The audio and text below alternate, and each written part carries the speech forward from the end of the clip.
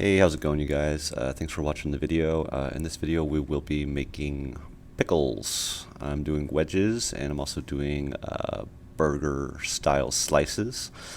You want to kind of start this process by cleaning all the cucumbers or whatever vegetables that you are pickling, and go ahead and slice them into whatever shape that you want to pickle.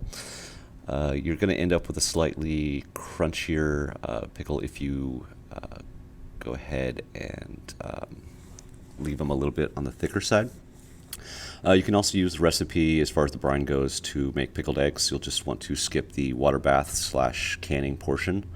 I'm also doing pickled green tomatoes in this video. At this point, I've filled up a large pot with water and I've begun to boil it. Once it's brought to a full boil, you just want to go ahead and back it off to a simmer. That's just kind of preparing us for cleaning the cups or sterilizing them.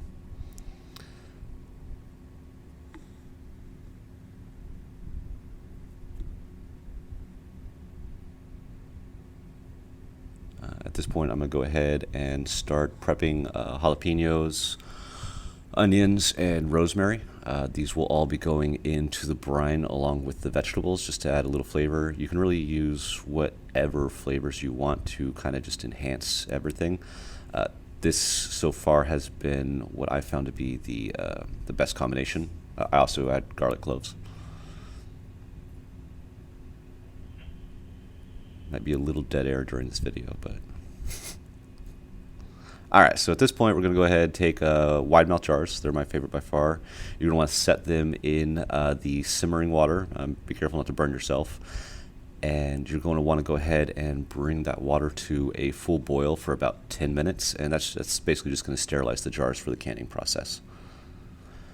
Alright, so at this point we're going to go ahead and make the brine. For this recipe, it makes about 3 cups or 3 full jars. Once you have the vegetables in them, it's 2 cups water, 2 cups white wine vinegar, 3 tablespoons pickling spice, 2.5 tablespoons of salt, and 3 tablespoons of sugar. You're going to want to just basically cook over high heat until the sugar and salt are dissolved.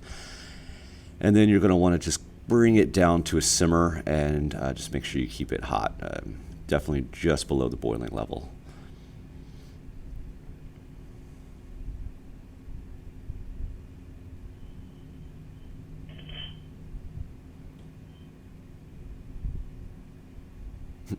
You guys get to see a little peek into my daily life in the background.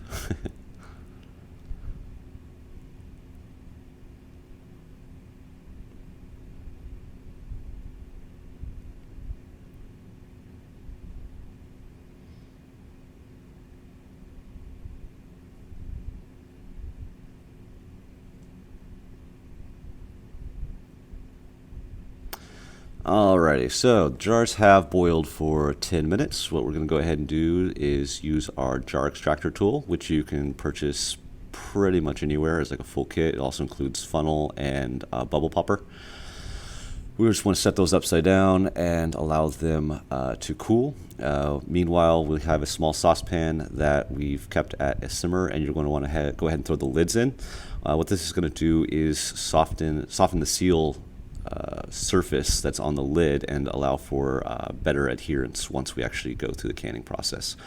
So you just pretty much want to go through and fill up the jars in whatever way that you see fit. I go a little bit decorative and try to keep the jalapenos, garlic, and onions to the outside just for presentation. I know, kind of silly, but it is what it is.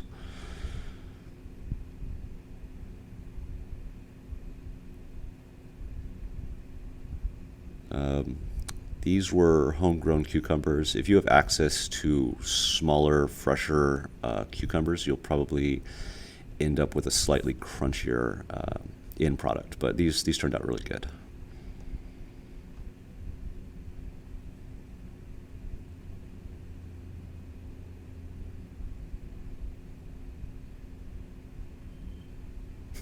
This was my derelict jar. It's just whatever I had left over.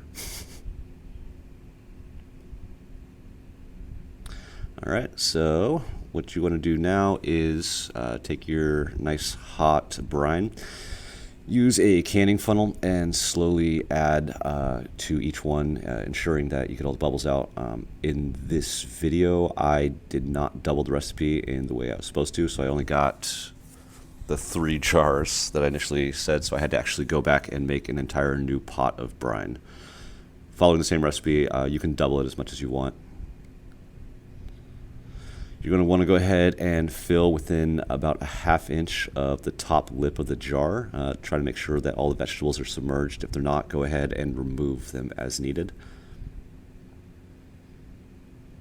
And then we're going to take those nice hot lids, put them on tight. The rings, once you place them on, you just want to place those on finger tight. Don't crank down on them. It can actually mess with the process. Now we go ahead and we place all of the canned items into a water bath. You could also use a pressure cooker. Pressure cooker I've tried with pickles in the past, and they end up being a little overcooked and mushy. The water bath seems to be the better way to go, but you want to go ahead and bring to a full boil. Once the boil starts, you want to set a 10-minute timer. And once the 10-minute timer is done, immediately remove them from the water. If you leave them in there, they're just going to continue to cook, and you're going to end up with a mushier byproduct. So what we want to do is just go ahead, remove them all. Obviously place them on a towel.